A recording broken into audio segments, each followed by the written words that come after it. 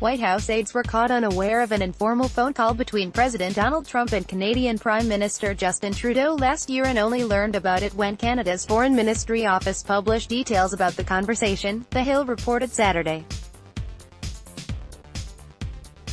Trump began handing out his personal cell phone number to a few world leaders shortly after he was inaugurated president, The Washington Post reported Friday. Trudeau reportedly took advantage of the opportunity and called Trump in April 2017. According to an unnamed senior U.S. official, when learning about the call, White House aides had no idea what happened. The conversation, according to reports, revolved around trade issues. The two leaders discussed the dairy trade in Wisconsin, New York State, and various other places. They also discussed lumber coming into the United States, the White House press secretary's release said. It was a very amicable call, a lengthier statement from Canada said. Trump and Trudeau reaffirmed the importance of the mutually beneficial Canada-US trade relationship, and that the two leaders discussed the lumber and dairy industries specifically, with an agreement to continue their dialogue on these important bilateral issues. The Canadian release also said Trudeau complained about unfair duties and baseless claims about trade by Trump officials.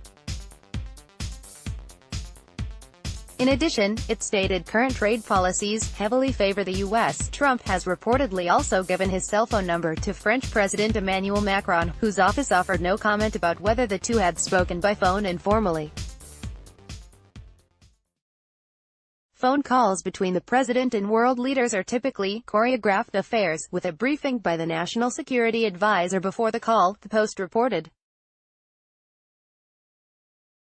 The advisor remains nearby while the call takes place and a transcript of the call is distributed afterward to key aides.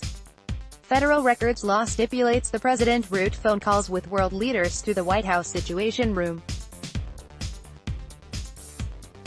There were no records of other calls made with world leaders on Trump's personal cell phone, according to the Post.